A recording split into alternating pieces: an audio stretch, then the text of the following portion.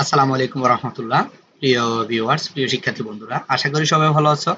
আজকের এই ক্লাসে আসার জন্য, ভিডিওটি দেখার জন্য তোমাদের সবাইকে স্বাগত, শুভেচ্ছা, অভিনন্দন জানাচ্ছি আমাদের এমআরএস রহিম 97 চ্যানেলের পক্ষ থেকে।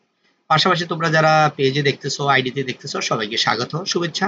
বিশেষ করে যারা এসএসসি পরীক্ষা দিবে 2026 সালে এবং 27 সালে নবম ও দশম শ্রেণীর তথ্য যোগাযোগ প্রযুক্তি, একটি পার্ট হচ্ছে ফেক নিউজ। এই ফেক নিউজের যে 10টি নৈর্ব্যক্তিক তোমাদের জন্য সাজিয়েছি আজকের ভিডিওতে।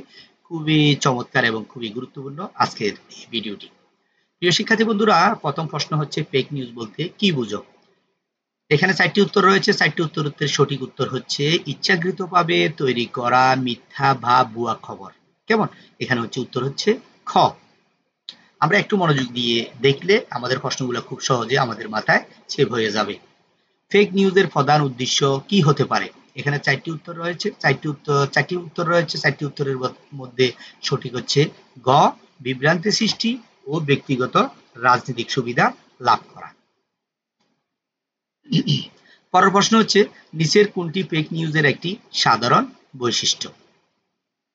এখানে 4টি উত্তর রয়েছে। 4টি উত্তরের ভিতরে সঠিক উত্তরটি হচ্ছে আবেগকে কাজে লাগিয়ে দ্রুত ছড়ানোর চেষ্টা করা। সঠিক উত্তর হচ্ছে গ, আবেগকে কাজে লাগিয়ে দ্রুত ছড়ানোর চেষ্টা করা হয়। তারপরের প্রশ্ন হচ্ছে কোনটি ফেক নিউজের ক্ষতিকর প্রভাব ফেলতে পারে?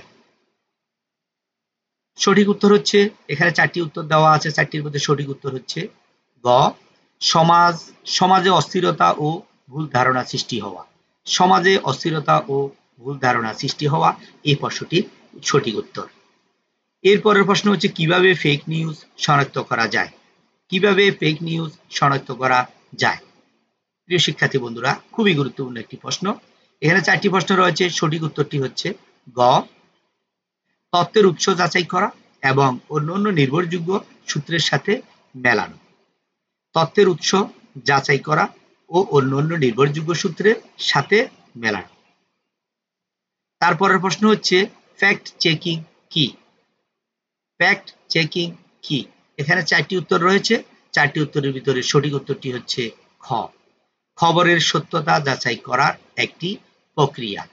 খবরের সত্যতা যাচাই করার একটি প্রক্রিয়া। তারপরের প্রশ্ন হচ্ছে সামাজিক যোগাযোগ মাধ্যমে ফেক নিউজ ছড়ানোর একটি প্রধান কারণ কি? সামাজিক যোগাযোগ মাধ্যমে ফেক নিউজ ছড়ানোর একটি প্রধান কারণ কি? এখানে 4টি উত্তর দেওয়া আছে।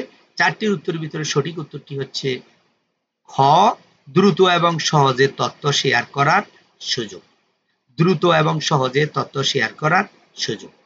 প্রিয় শিক্ষার্থী বন্ধুরা, এরপরে হচ্ছে পরের প্রশ্নটি হচ্ছে কোনটি ফেক নিউজ প্রতিরোধে সাহায্য করতে পারে? খুবই গুরুত্বপূর্ণ এই প্রশ্নটি আমাদের জন্য আজকের এই ভিডিওটি। এখানে 4টি প্রশ্ন রয়েছে। 4টি প্রশ্নের ভিতরে সঠিক উত্তরটি হচ্ছে গ, সমালোচনামূলক চিন্তা ভাবনার মাধ্যমে তথ্য বিশ্লেষণ করা। সমালোচনামূলক চিন্তা ভাবনার মাধ্যমে তথ্য বিশ্লেষণ করা। উত্তর হচ্ছে গ। প্রিয় শিক্ষার্থী বন্ধুরা, এরপর হচ্ছে ডিপ ফেক কি? ডিপ ফেক কি? এখানে 4টি উত্তর রয়েছে। 4টি উত্তরের ভিতরে সঠিক উত্তরটি হচ্ছে কৃত্রিম বুদ্ধিমত্তা ব্যবহার করে তৈরি করা বাস্তবসম্মত ভুয়া ভিডিও বা অডিও। তাহলে ডিপ ফেক কি? এটা হচ্ছে কৃত্রিম বুদ্ধিমত্তা ব্যবহার করে তৈরি করা বাস্তবসম্মত ভুয়া ভিডিও বা অডিও। এখানে এটাকে এআই বলা হয়। ঠিক আছে? ওকে। এর পরবর্তী প্রশ্নতে আমরা যাচ্ছি। একজন সচেতন নাগরিক হিসাবে ফেক নিউজ মোকাবেলায় তোমার প্রধান ভূমিকা কি হওয়া উচিত? একজন সচেতন নাগরিক হিসাবে ফেক নিউজ মোকাবেলায় তোমার প্রধান ভূমিকা কি হওয়া উচিত? এখানে 4টি উত্তর রয়েছে। সঠিক উত্তরটি হচ্ছে নিজে যাচাই করবে এবং অন্যদেরও সচেতন করবে। নিজে যাচাই করবে এবং অন্যদেরকেও সচেতন করবে। উত্তর হচ্ছে গ। প্রিয় শিক্ষার্থী বন্ধুরা, আজকের ভিডিওটি দেখার জন্য তোমাদের সবাইকে স্বাগত, শুভেচ্ছা জানাচ্ছি।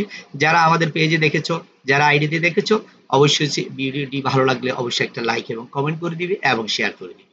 পরবর্তী ভিডিওগুলো পাওয়ার জন্য আমাদের চ্যানেলটি সাবস্ক্রাইব করে রাখবে। পাশে থাকা বেল আইকনটি ক্লিক করে রাখবে। ধন্যবাদ সবাইকে। আসসালামু আলাইকুম ওয়া রাহমাতুল্লাহ।